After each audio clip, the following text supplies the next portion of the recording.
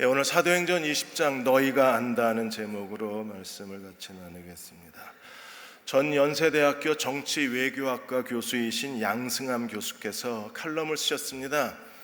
한국의 역대 대통령이 다 청와대에 들어간 대통령들마다 불행해지거나 불명예로 끝났다고 말씀하시면서 존경할 만한 대통령의 자질, 대통령의 인격, 대통령은 어떤 사람이어야 되는가. 그래서 양 교수님이 세계에서 가장 큰 규모의 그 설문조사를 제시를 했습니다.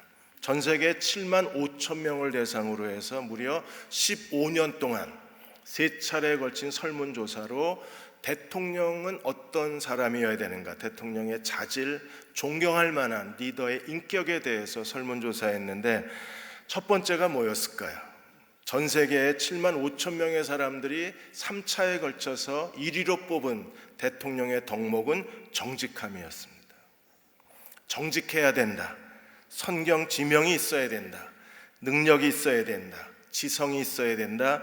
포용력이 있어야 된다. 공정성이 있어야 된다는 거예요. 그래서 존경할 만한 리더, 존경할 만한 대통령은 사람들이 신뢰할 수 있는 그런 성품을 가진 사람이어야 하고, 미래의 국가가 어디로 가야 하는지 방향을 설정하고 그 방향으로 강하게 끌어가는 열정이 있어야 되고, 그리고 국민을 다스릴 수 있는 리더십과 능력을 갖춘 사람이어야 한다고 했습니다. 이런 성품은 비단 대통령뿐 아니라 모든 사람에게 다 필요한 거예요. 우리가 만일에 이런 성품으로 살 수만 있다면 그 사람은 무슨 일을 해도 성공하는 사람이 될 수 있을 거예요. 이런 성품의 사람이 될 수 있다면 어떤 회사, 어떤 기업체에 가도 그 사람은 인정을 받을 수밖에 없습니다. 무엇보다도 하나님을 믿는 그리스도인이라면 이런 성품을 가져야 합니다. 무엇보다도 목회자라면 더욱 존경받을 만한 성품을 갖는 사람이 되어야 합니다.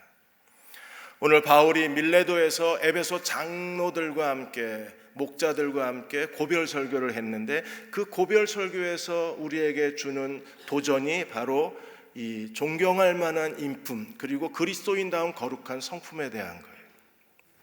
3차 선교 여행이 끝났습니다. 바울의 3차 선교 여행의 대부분은 에베소에서 사역을 했습니다. 그가 에베소에서 거의 3년 동안 사역을 하고 사역이 끝났을 때 바울이 19장 21절에서 이렇게 말했습니다. 마게도냐와 아가야를 거쳐서 내가 예루살렘으로 가겠다. 그리고 예루살렘에서 로마에 가야 하겠다. 그는 이제 마게도냐로 떠나고 아가야를 지나서 이제 예루살렘으로 가기로 모든 계획을 세웠어요. 우리가 아는 것처럼 에베소에 한바탕 소동이 일어나고 그 소동이 끝난 다음에 바울이 이제 마게도냐로 떠났습니다. 마게도냐에 가서 수주에 걸쳐서 바울이 2차 선교 여행 때 개척했던 교회들을 돌봤어요. 그리고 헬라, 아가야에 가서 3개월 동안 머물면서 바울이 개척했던 교회를 하나님 말씀으로 권면을 했습니다. 아가야에서 수리아로 가는 게 바울의 계획이었는데 갑자기 바울이 다시 마게도냐로 발걸음을 옮겼습니다. 왜냐하면 아가야에서 배를 타고 지중해를 건너서 수리아로 가려고 했는데 유대인들이 계속해서 바울을 죽이려고 음모를 꾸민 사람들이 바울이 배만 타면 선상에서 바울을 암살하고자 하는 계획을 세운 거예요.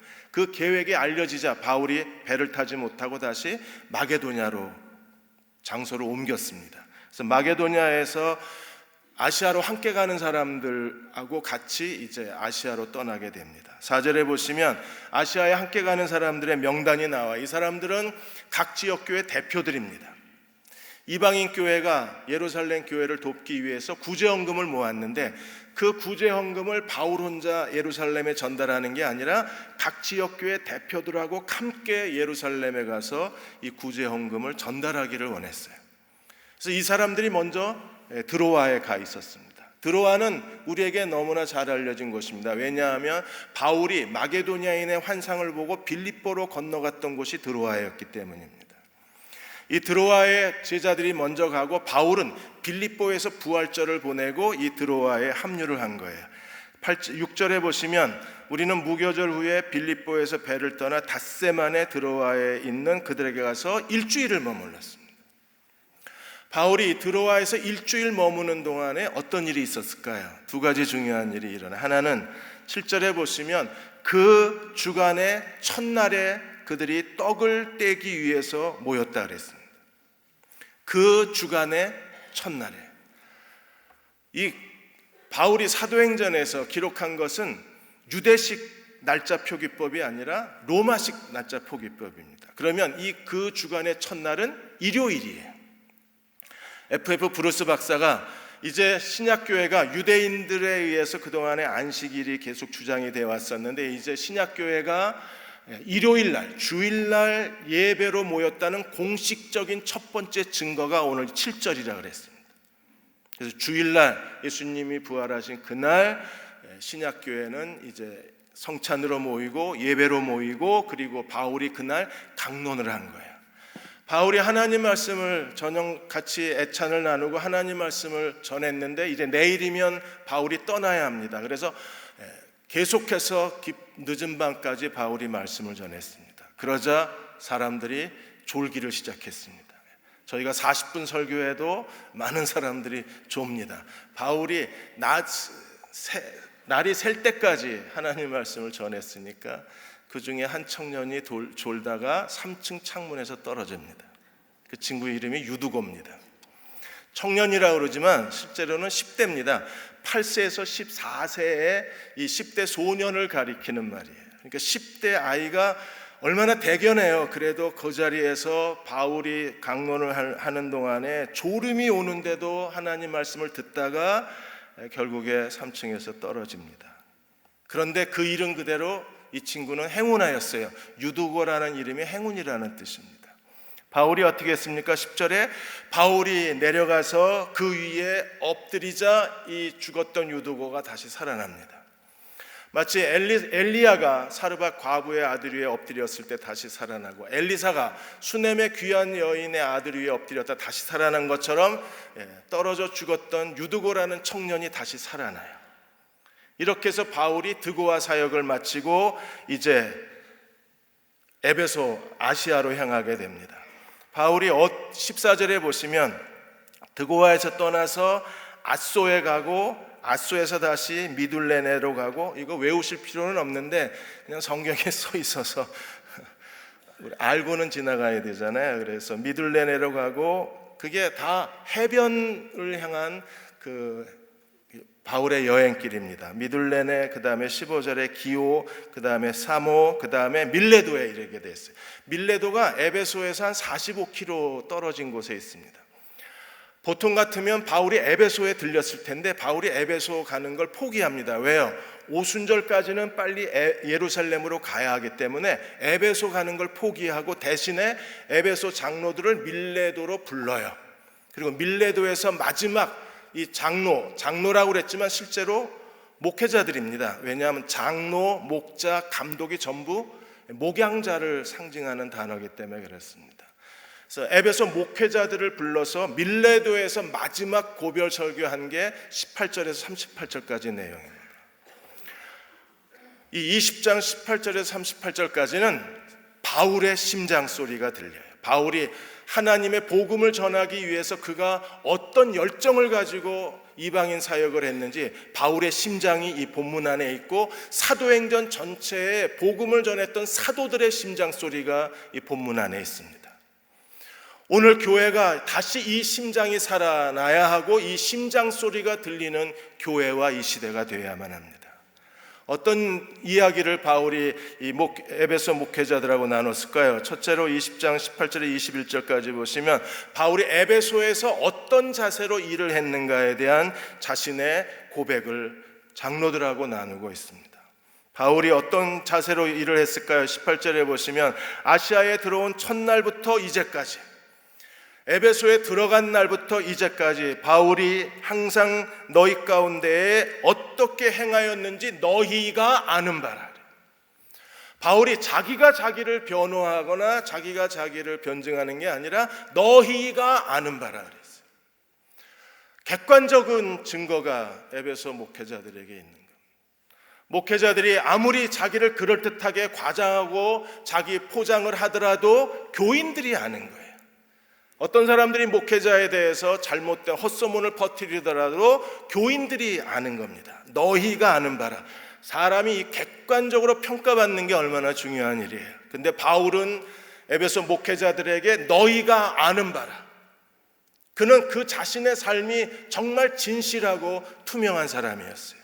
그 자신이 스스로에게 정직한 사람이었어요. 우리도 어디를 가나 진실하고 삶이 투명하고 정직한 사람이 되어야 합니다. 바울은 어떻게 사역을 했습니까? 19절에 곧 모든 겸손과 눈물이며 유대인의 관계로 말미암아 당한 시험을 참고 주를 섬겼다 그랬어요. 에베소에 들어온 첫날부터 이제까지 바울이 보여준 사역의 태도는 무엇입니까? 겸손과 눈물과 유대인의 관계로 인한 여러 가지 시험을 끝까지 인내하고 하나님을 섬겼다 그랬어요. 헬라어 원문에 이렇게 되어 있습니다.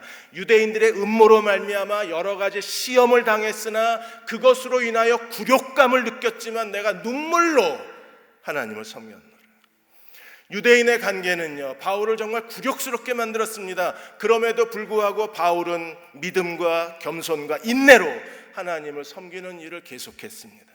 바울이 에베소에서 어떻게 하나님을 섬겼나요? 20절에 유익한 것은 무엇이든지 공중 앞에서나 집에서나, 대중적인 예배나 설교뿐 아니라 집에서 성경 공부를 통해서 집에서나 공중에서나 꺼리낌 없이 유익한 것, 하나님 나라의 지식에 대해서, 그리스도인의 마땅한 제자도에 대해서, 하나님 나라 비밀에 대해서 내가 너희에게 전하고 가르쳤다 그랬어요.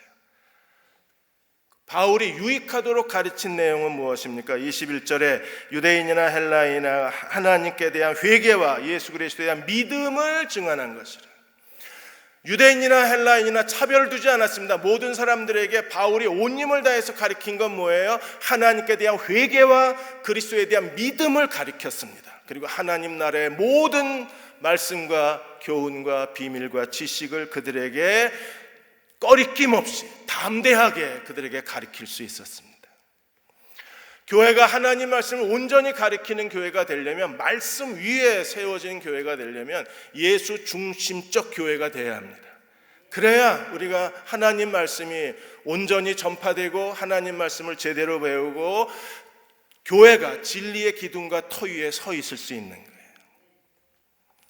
미국의 칼 베이스터 이 코너스턴 크리스찬 펠로우십 담임 목사님이시고 스몰 철치 무브먼트 그 운동을 일으키시는 교회 성장학자이신 이분이 교회가 회사처럼 운영되는 세 가지 사례가 있다 그랬습니다. 교회가 회사처럼 운영이 되면 그 교회는 예수님이 없는 거예요. 예수님 자리가 없는 겁니다. 다시 예수님 중심성을 이 시대의 교회가 회복해야 된다는 거예요. 그 첫 번째 사례가 교회가 소비자적 교회입니다. 담임 목사는 그 교회의 경영자가 되고 예수라는 상품을 만들어서 소비자들의 만족도를 높이는 겁니다. 그래서 많은 교회가 더 좋은 프로그램을 개발하기 힘쓰는 이유는 소비자 만족도 때문에 그렇습니다. 그래서 소비자들은 더 좋은 프로그램이 있고 더 편하고 모든 시설이 갖추어진 대로 소비자가 이동하듯이 현대 교회가 많은 교인들이 소비자적 교회입니다. 자기를 만족시켜주는 교회를 찾는 거예요. 두 번째 유형의 교회는 목사가 관리자인 교회입니다. 최고 관리자입니다.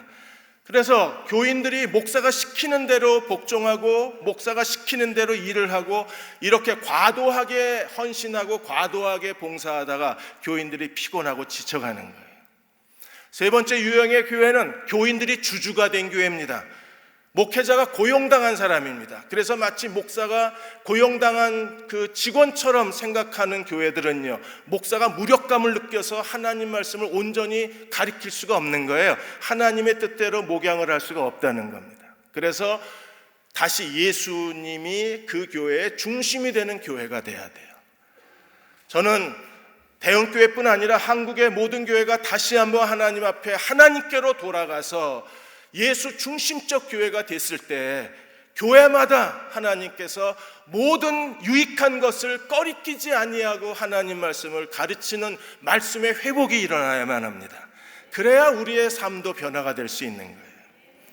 두 번째로 바울이 그 장차 어떤 일을 겪게 될 것인가에 대해서 22절에서 27절까지 설명을 합니다. 22절에 보라 이제 나는 성령에 매여 예루살렘으로 가는데 거기서 무슨 일을 당할는지 알지 못하노니라. 성령에 사로잡혀서 바울은 지금 예루살렘으로 갑니다. 무슨 일을 당할지 알지 못한다 그랬습니다. 이미 우리가 21장에서 28장까지가 바울이 예루살렘으로 가는 일정과 그리고 로마로 가는 일정이 이제 사도행전 나머지 부분입니다. 바울이 예루살렘으로 가는 그 여정 속에서 선지자들이 하나님 앞에 기도하고 성령이 주시는 예언의 말씀을 했습니다. 예루살렘에 가면 결박을 당하고 투옥을 당하고 죽을지도 모른다고 경고했습니다. 그럼에도 바울은 자기가 투옥당할 걸 알면서도, 가면 죽을 수 있다는 걸 알면서도 예루살렘에 가겠다 그랬습니다. 왜 그랬을까요? 예루살렘에 가는 게 그렇게 중요한 일이었나요? 바울에겐 중요한 일이었습니다. 왜냐하면 하나님께서 유대인과 이방인을 그리스도 안에서 하나로 만들어서 하나님의 새로운 민족, 하나님의 새로운 나라로 세우셨기 때문에 이제 더 이상 유대인과 이방인이 아니라 그리스도 안에서 하나의 민족, 하나의 교회, 하나의 공동체, 하나의 나라가 된 거예요. 이 그리스도 안에 이 진리를 증명해 보일 수 있는 게 마게도냐인들, 이방인 교회가 예루살렘 교회를 향해서 구제금을 모았는데 그 구제금을 예루살렘 교회에 전달해 주는 것만으로도 이방인 교회와 유대인 교회가 그리스도 안에서 하나라는 상징적 사건인 거예요. 이걸 반드시 입증해 보여야 그리스도의 복음이, 진리가 증명이 되는 것이고, 이게 실현이 되어야 그리스도의 죽음이 완성되는 거예요. 에베소 2장 18절에 바울이 이렇게 말했습니다. 이는 그로 말미암아 우리 둘이 누구예요? 유대인과 이방인이, 이 우리 둘이 한 성령 안에서 아버지께 나아감을 얻게 하려 함이라. 이 두 유대인과 이방인이 하나가 되어서 하나의 하나님의 새로운 백성이 되고 하나님의 새로운 민족이 되어서 아버지께 나아가는, 그걸 바울이 보고 싶은 겁니다. 그걸 확증하고 싶은 거예요. 그걸 모든 사람들에게 알리고 싶은 겁니다. 그래서 예루살렘에 가면 투옥과 결박과 죽음이 기다리고 있음을 알면서도 예루살렘을 가는 거예요. 바울 자신도 이렇게 말합니다. 23절에 오직 성령이 각성해서 내게 대하여 증언하시기를, 이미 성령이 바울에게 알게 하셨어요. 뭘 알게 하셨습니까? 어디를 가든지 결박과 환난이 기다리고 있다는 겁니다. 우리가 1차 전도여행, 2차 전도여행, 3차 전도여행에서 바울이 가는 곳마다 폭동이 일어나고, 바울이 가는 곳마다 고소를 당하고, 바울이 가는 곳마다 투옥을 당했습니다. 그런 고통스러운 일을 겪으면서도, 그 핍박과 박해를 받으면서도 가는 곳마다 성령이 예언하신 그대로 바울에게 결박과 박해가 일어났음에도 불구하고 바울은 다시 일어나 복음을 전하는 거예요. 바울이 어떻게 이렇게 살 수 있었나요? 24절이 바울의 그 사명의 정신입니다. 24절은 정말 바울이 누구인가를 우리에게 보여주는 거예요. 그리고 24절은 이 시대의 목회자들, 아니 저를 정말 부끄럽게 만드는 말씀입니다. 바울이 어떻게 고백했어요? 나의 달려갈 길과 주 예수께 받은 사명, 내가 가야 할 길 다 가고 주 예수께 받은 사명을 다 이루고, 어떤 사명인가요? 하나님의 은혜의 복음을 증언하는 일을, 은혜의 복음을 전도하는 일을, 가르치는 일을 마치려 하면은 나의 생명을 조금 더 귀한 것으로 여기지 아니하노라. 이미 바울의 목숨은 주님 거였어요. 바울은 죽어도 괜찮다고 말했습니다. 빌립보 1장 21절에 죽는 것도 유익하다 그랬어요. 목숨을 내놓고 이 일을 하는 겁니다. 그러나 하나님의 말씀이 진리라는 사실을, 그리스도의 십자가의 죽으심으로 유대인과 이방인이 그리스도 안에서 하나가 되었다는 사실을 보여줄 수만 있다면 기꺼이 예루살렘에 가서 죽겠다는 것. 바울의 이 정신은 우리 모든 그리스도인의 삶의 정신이어야 돼요. 우리가 어떤 일을 하든지, 사업을 하든 회사를 다니든, 여러분들이 개인 어떤 그 벤처를 하든 창업을 하든, 우리가 어떤 사람들 옆에 있든 모든 사람들에 대해서, 우리가 하는 모든 일에 대해서 이렇게 죽음을 각오하고 죽기까지 희생적으로 그 일을 감당해낼 수만 있다면 그 사람은 어떤 일이든지 성공해낼 수 있지 않을까요? 죽자고 덤벼드는 사람을 이겨낼 수 있는 사람은 없는 거예요. 우리가 정말 내가 그렇게 일하고 있는가를 자신에게 반문해 보아야 합니다. 지금 하고 있는 일에 대해서 나는 자기 목숨을 내놓을 수 있는가를 자신에게 질문해야 돼요. 그렇게 자기의 모든 걸 헌신할 수만 있다면 우리는 그 일을 통해서 반드시 하나님이 주시는 영광을 찾아낼 수 있을 겁니다. 이번에 신이현 이 선수가 한국의 동계 패럴림픽 사상 처음으로 금메달을 땄습니다. 오전 6기입니다. 말이 오전 6기지 그걸 견뎌낼 수 있는 사람이 몇 명이나 되겠어요. 대학생 때 교통사고가 나서 두 다리를 절단했습니다. 절망하고 있는 아들을 어머니가 다시 일으켜 세운 거예요. 그리고 이 노르딕 스키에 도전한 지 3년이 채 안 됐습니다. 그리고 이번에 크로스 컨트리 7.5km에 도전해서 영광스럽게 대한민국 최초의 금메달을 땄습니다. 처음에 한 바퀴 돌았을 때 외국인 코치와 감독들이 이 신이현 선수 감독에게 소리를 질렀습니다. 저 친구 무슨 일이 있다고. 얼굴이 시뻘겋게 돼가지고 그는 그 스키를 타고 있었는데 마치 죽을 것처럼 지금 곧 쓰러질 사람처럼 그렇게 자기의 전부를 스키 타는데 쏟아붓는 모습을 보고 다른 외국인 코치와 감독들이 놀란 거예요.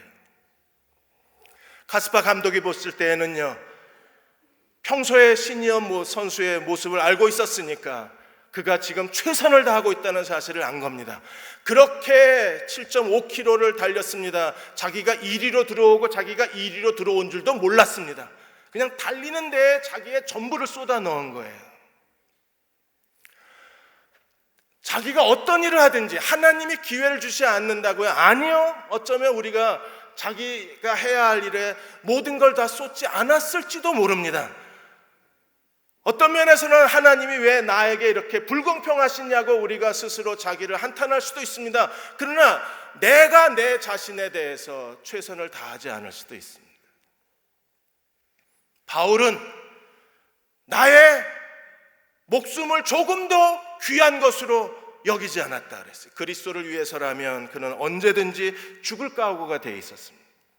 그리고 바울은 에베소 교회에게 이제 최후 선언을 합니다. 25절에 이제 내가 지금까지는 왔다 갔다 왕래하며 너희와 하나님 나라를 같이 나누었지만 이제 다시는 내 얼굴을 보지 못할 것이다. 이제 에베소하고는 마지막입니다.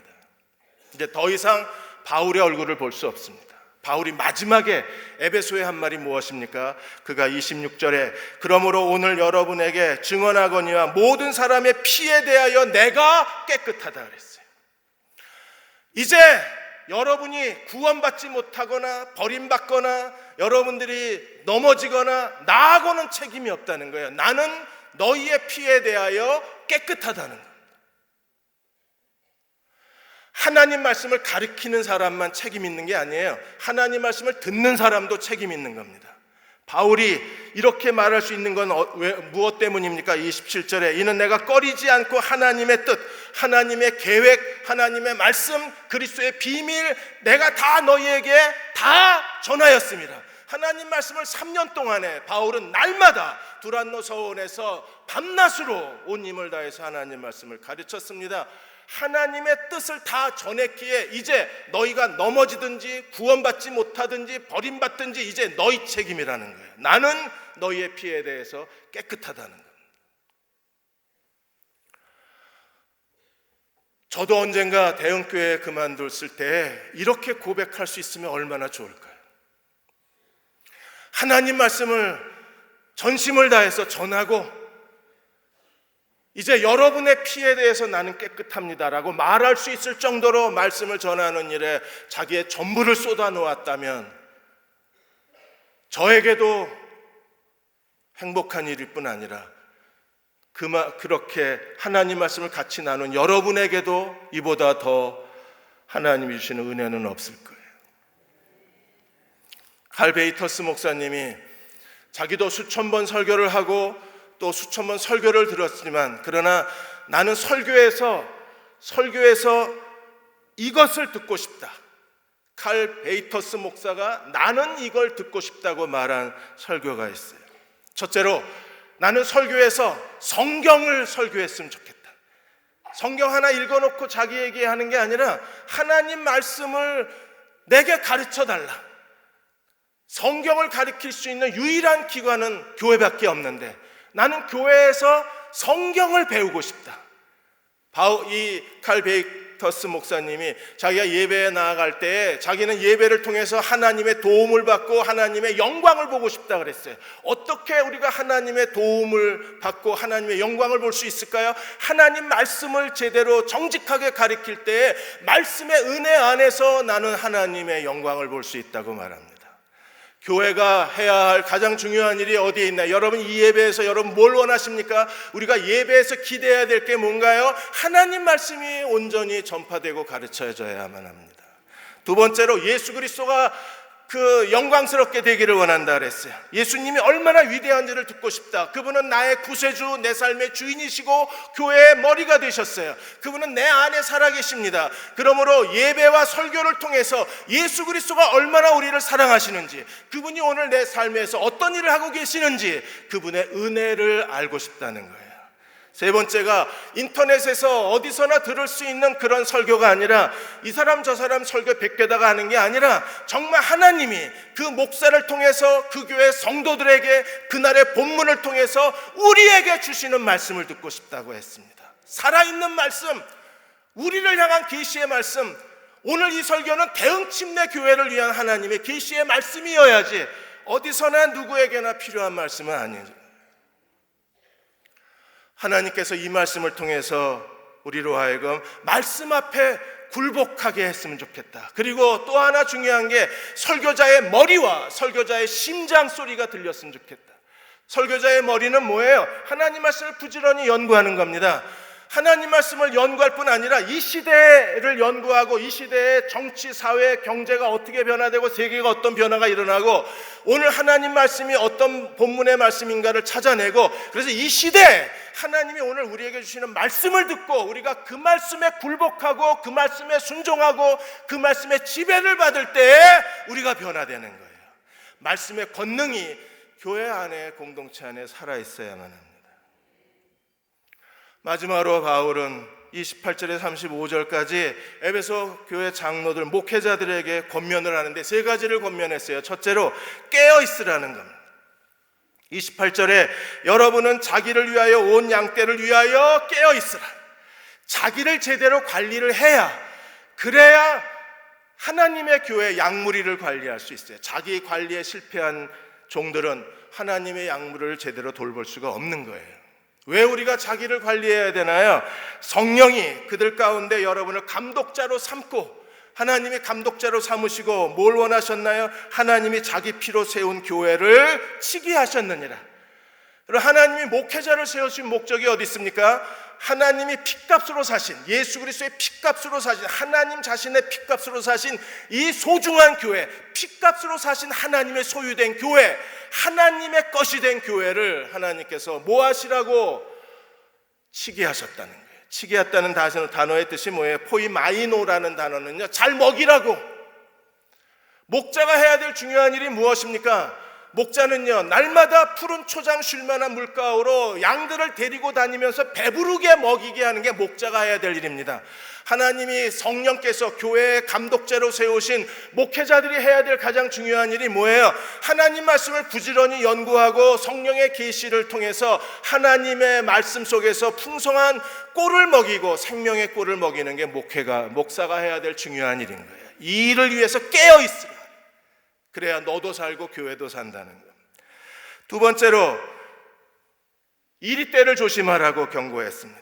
29절에 보시면 내가 떠난 후에, 바울이 떠난 이후에 바울은 이미 예견하고 있었어요. 어떤 일이 일어날 것인가를 예견하고 있었습니다. 어떤 일이 일어났네? 사나운 이리때가 덤벼들 겁니다.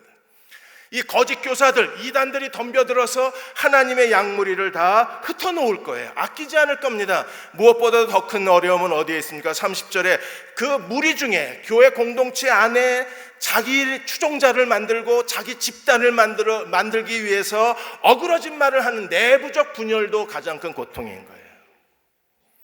바울이 걱정했던 일들이 실제로 일어났습니다. 에베소서에 보면 바울이 걱정했던 대로 그 유대주의자들로 인해서 유대인과 이방인이 교회 안에서 분열이 일어났어요. 그리고 계시록 2장 4절에 보시면 예수님도 책망하셨습니다. 뭘 책망하셨어요? 그러나 너를 책망할 것이 있나니 너의 처음 사랑을 버렸다고 책망하셨어요. 이러한 위험에서 벗어나기 위해서 바울의 처방은 무엇입니까? 교회가 이러한 이단들의 위험과 내부적 분열의 위험에서 하나님의 교회로 하나님 앞에 거룩하게 서고 깨끗한 교회로 서기 위해서 우리에게 뭐가 필요할까요? 31절에 보시면 그러므로 여러분을 일깨어 내가 3년 동안 밤낮 쉬지 않고 눈물로 각 사람을 가르친 가르침을 기억하라. 하나님 말씀으로 돌아가는 길밖에 없습니다. 교회가 하나님 말씀 위에 세워져야 합니다. 여러분의 개인의 신앙도 말씀 위에 세워져야 돼요. 교회가 하나님 말씀에 흥황하여 세력이 더해져야 합니다. 그래서 우리 모두가 다 말씀에 무릎을 꿇고 날마다 말씀과 동행하고 말씀에 순종하고 말씀의 권세 아래서 살아야 합니다. 사도행전을 이끌어간 건 하나님 말씀의 권세였어요. 오늘 우리들의 삶을 이끌어가는 것도 하나님 말씀의 권세여야 합니다. 여러분의 가정 속에 하나님 말씀의 능력이 살아있나요? 대흥교회는 하나님 말씀의 권세에 굴복했나요? 이 시대의 한국교회에 하나님 말씀 앞에 다 엎드려졌나요? 말씀의 권능이 다시 살아나야 우리는 사나운 이리때로부터 우리 자신을 보호할 수 있고 어그러지는 말을 하는 사람들에 의해서 휩싸이지 않고 우리가 하나님께 충성된 자리를 지킬 수 있는 거예요. 바울이 마지막으로 선언하는 게 무엇입니까? 32절에 지금 내가 여러분을 주와 그 은혜의 말씀에 부탁하노니 이제 이별의 시간입니다.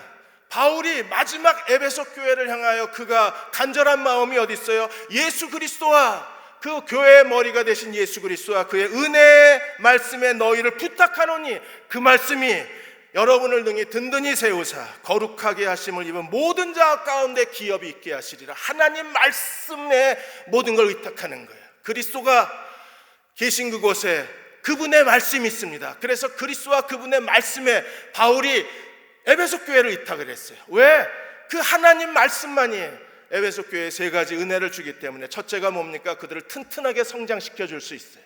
두 번째는요, 그들을 거룩하게 만들어 줄 수 있습니다. 세 번째는요, 하나님 나라의 유산을 기업으로 받게 해줄 수 있어요. 무엇이? 하나님 말씀이. 그래서 3년 동안 밤낮 내가 눈물로 가르친 말씀을 기억하라. 그리고 에베소 교회를 하나님 말씀에 의탁해 놓는 거예요. 오늘 우리도 하나님 말씀에 우리 자신을 의탁해야만 합니다. 바울이 33절에서 35절까지는 세 번째 교훈으로 모범을 보이라 그랬어요. 바울은 자기 자신이 스스로 교과서였어요. 바울 자신이 스스로 증거였어요. 바울 자신이 모범이었습니다. 그래서 바울은요, 은이나 의복이나 금을 탐하지 않고 욕심이 없었습니다. 자기 손으로 일했습니다. 왜 그렇게 했을까요? 예수님을 본받기 위해서. 예수님은 어떤 분이셨어요? 35절에 주 예수께서 친히 말씀하신 바 주는 것이 받는 것보다 복이 있도다. 여러분들 이렇게 믿으십니까? 여러분, 주는 것보다 주는 게 받는 것보다 더 복인. 우리는 받기에 익숙해져 있고 받기를 원하지만, 그러나 하나님이 복 주신 사람은 어떤 사람들이에요? 주는 사람들입니다. 우리가 다른 사람들에게, 가난한 이웃들에게 하나님의 복음과 하나님의 은혜와 하나님의 복을 나누어 주면 나누어 줄수록 하나님은 우리에게 더 많은 걸 주시지 않으시겠어요? 주는 게 진정한 복의 길입니다. 그래서 바울도 그 말씀을 실천하기 위해서 자기 손으로 일하기를 힘쓰며 약한 자들을 돕고 약한 자들에게 나누어 준 거예요. 왜 그렇게 했습니까? 그리스도를 본받기 위해서. 모든 탐심을 버리고 스스로 일을 하며 자기 손으로 노동하고 그리고 나누어 주기를 힘썼던 것처럼 오늘 우리도 주님을 본받아서 받는 자보다 주는 자가 복이 있다는 말씀을 따라서, 하나님 말씀을 따라서 우리도 주님을 본받는 그리스도의 종들이 되어야 합니다. 모든 권면을 마치고 바울이 무릎을 꿇었습니다. 그리고 모든 사람과 함께 기도했습니다. 다 크게 울었습니다. 바울의 목을 끌어안고 입 맞추었습니다. 그리고 다시는 얼굴을, 이게 마지막 이별입니다. 그들이 바울을 100가지 배웅을 했습니다. 언젠가 만나면 우리가 다 헤어집니다. 우리도 헤어질 때 바울과 에베소 교회 장로들처럼 이렇게 서로 눈물과 애정으로 이별할 수 있다면 얼마나 좋을까요? 그곳에 하나님의 말씀이 살아있고 그곳에 하나님 나라가 있을 것입니다.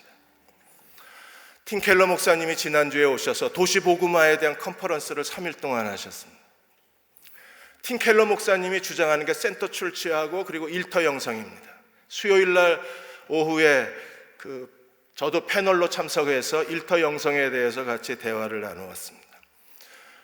이 본문의 말씀은 목사에게 한 말씀인가? 아니요, 모든 그리스도인에게 하신 말씀입니다.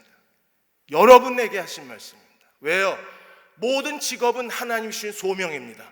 목사만 소명이 있는 게 아니라 구원받은 모든 그리스도인들은 지금 내가 가지고 있는 직업이 하나님의 소명입니다. 목사가 목양하듯이 양무리를 먹이고 양무리에게 희생적으로 모든 걸 감당하고 겸손과 눈물로 양무리를 섬기는 것처럼 우리가 하나님이 내게 주신 그 일, 그게 아내의 일이든 엄마의 일이든 여러분 직장 생활이든 그게 어떤 연구소의 일이든 아니면 누구나 할 수 있는 그런 하찮은 노동의 일이든 어떤 일이든지 상관없어요.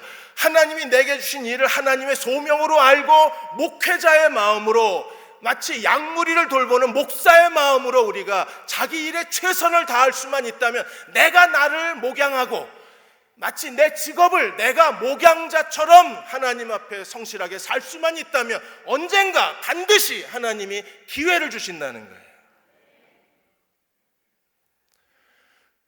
이번에 종이신문 우연히 보다가 테르메스 배정준 형제 이야기 기사를 들었습니다.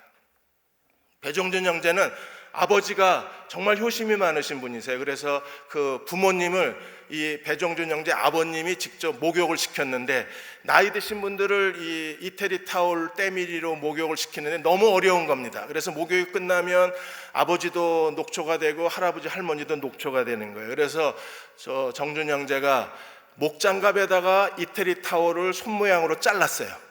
그리고 본드로 붙였습니다. 그걸 아버지께 드렸는데 그게 아버지가 너무 좋아하시는 거예요. 그래서 거기서 아이디어를 얻어서 때밀이 손장갑을 연구하기 시작했습니다.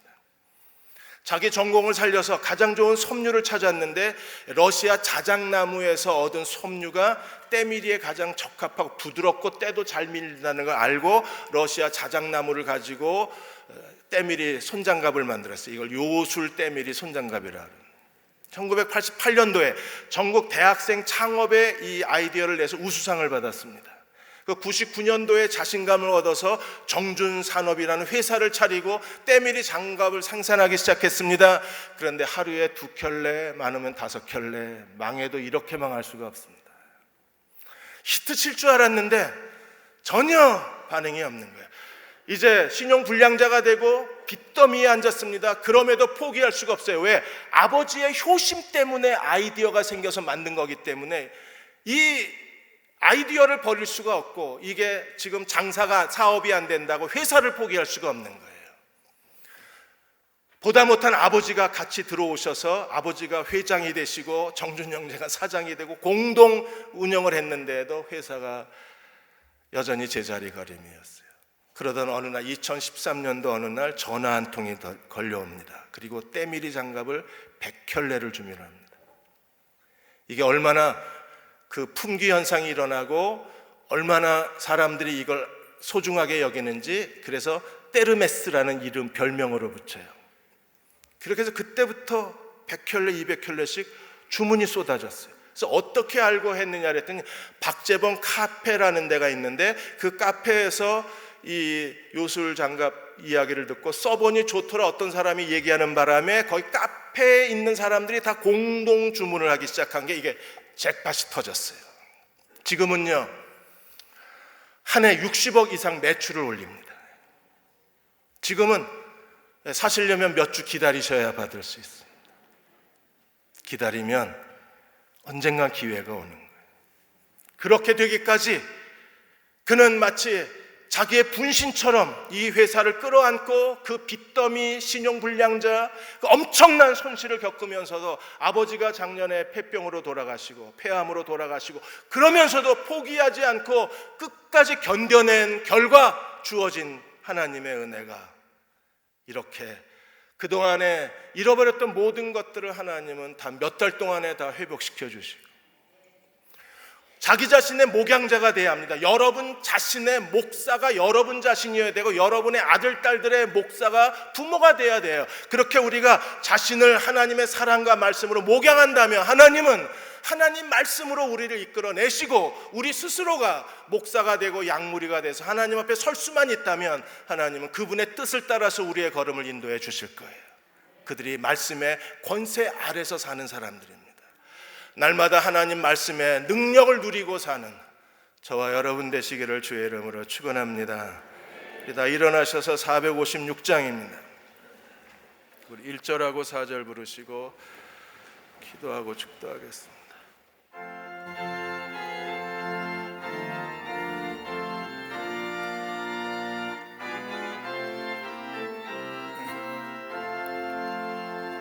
거친 세상에서 실패하거든 그 손못 자국 만져라. 거된 일 하다가 힘을 얻으니 그 손못 자국 만져라. 그 손못 자국 만져라. 그 손못 자국 만져라. 주가 널 지키며 인도하시니 그 손못 자국 만져라. 너의 죄악의 짐 너의 죄악의 짐 무거울 때 그 손못 자국 만져라. 마음 문 열고서 주를 모셔라. 그 손 못 자국 만져라. 그 손 못 자국 만져라. 그 손 못 자국 만져라. 주가 널 지키며 인도하시니 그 손 못 자국 만져라. 사랑하는 여러분, 제가 잘하지 못하지만 그러나 한 가지 하나님 앞에 부끄러움 없이 고백할 수 있는 건 하나님 말씀을 가르치는 일에 조금도 게으르지 않고 온 힘을 다했다는 사실입니다. 그냥 이게 저의 최선입니다. 그게 부끄러울 뿐입니다. 그리고 기도합니다. 하나님, 그럼에도 대흥교회가 모든 성도가 하나님 말씀에 굴복하게 하여 주옵소서. 말씀이 통치하는 교회가 되게 하여 주옵소서. 말씀에 순종하는 교회가 되게 하여 주셔서 시냇가에 심은 나무가 시절을 쫓아 열매를 맺은 같이 그 행하는 모든 일들이 하나님의 영광이 되게 해주시기를 눈물로 기도하고 있습니다. 하나님, 우리가 말씀 앞에 굴복하게 하여 주옵소서. 말씀의 권세 안에 살게 하여 주옵소서. 우리 잠시 한 1, 2분간 통성으로 기도하겠습니다. 아버지 하나님, 저희로 하여금 성령께서 기름 부어 주셔서 말씀에 순종하는 교회가 되게 하여 주시고